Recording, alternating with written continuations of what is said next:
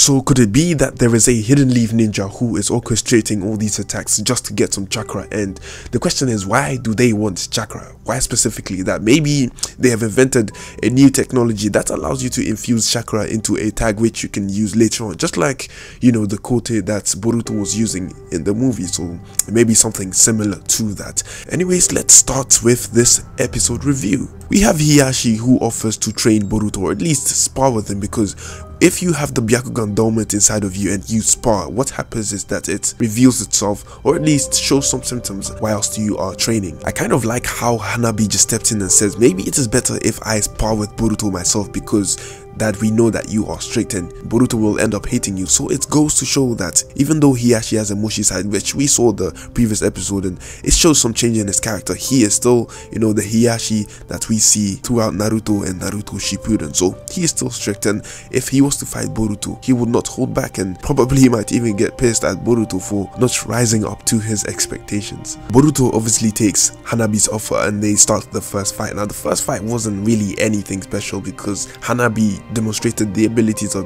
the Byakugan, and the thing about Boruto is that it is trying to introduce the series to new people as well as the people who used to be fans of Naruto, or at least the Naruto fans. And the thing is that people are saying that it is slow, but the thing is that you should understand the fact that they are trying to explain things to new viewers as well, and that is why we got the explanation of what the Byakugan is the previous episode, because new viewers might not even know what the Byakugan is. So bear in mind that new people are watching and that the show is also being marketed towards them. Since Boruto is new people are going to start watching the series, and there are quite a few on my channel actually. So, you know, keep in mind that they are going to be re-explaining certain things which we already know. For those who don't know, the Byakugan gives you near 360 degrees vision, and that is how Hanabi was able to find Boruto's clone at the top of the tree, because she can see Boruto's clone. Then we get round 2 where Boruto uses the gentle fist. Now by my assumption, I think he must have seen Hinata use it, and this scene is quite symbolic to me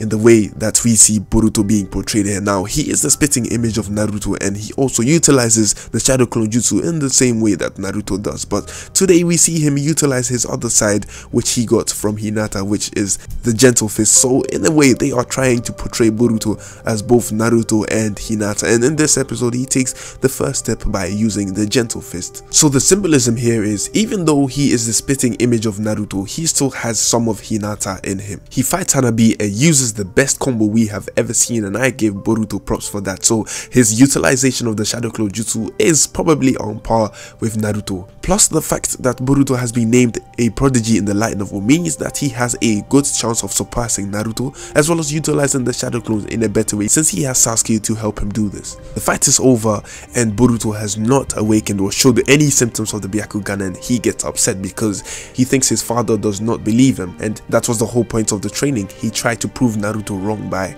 taking on the training, and this is why we get the scene of Hanabi talking to Boruto at night. I kind of find it funny how Boruto hates being around Hiashi and Hanabi, and we get to see it in this episode and even the previous one. Now they keep pampering him like a kid and he does not like that, and we even have Hanabi who lies to Boruto, telling him that the Byakugan sees through all lies, and you can see that this is like a lie which elders tell youngers to make him confess their deeds. So this is definitely a lie to provoke Boruto, or at least to get Boruto to tell the truth. Now this is in the Boruto universe, or at least the Naruto universe. In real life, elders might just tell their kids that the boogeyman is gonna come and get them if they don't tell the truth or something, or at least that is how it comes across to me. So let me know your thoughts in the comment section. And speaking of Hanabi, apparently her cooking is not as on par with Hinata. So even though she might be stronger than Hinata, or at least it has been implied in Naruto and Naruto Shippuden that she was better than Hinata in terms of combat, well, at least Hinata is better at her in cooking. The information that we get from Naruto and Hiashi talking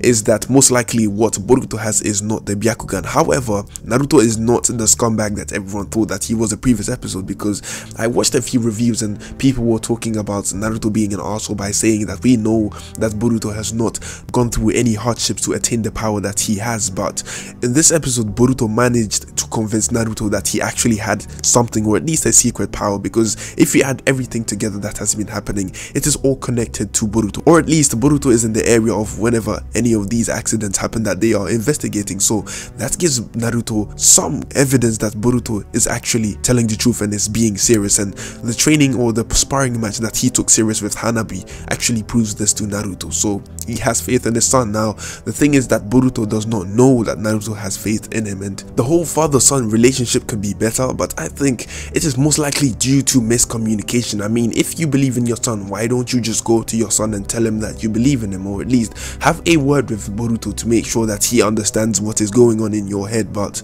you know, Naruto does not do this, and Boruto is going to continue the rest of his days thinking that Naruto never believed him until he actually has proof or shows that he actually has this new eye. And according to their conversation, this is not a Byakugan, or at least it is something different, because they know that if the Byakugan was to manifest, that would have been the moment, but it did not happen. So this is not the Byakugan. Even though it is not the Byakugan, or at least it is implied that it is not the Byakugan, it must still be something that Boruto has inherited from the Hyuga lineage, or at least it could be a combination of something which has been passed down to Boruto through the Hyuga lineage. Most likely this is not a Tensegan either, because to get a Tensegan you need a pure Byakugan, or at least a eye with the Byakugan in it, and since Boruto does not have it, this cannot be a Tensegan.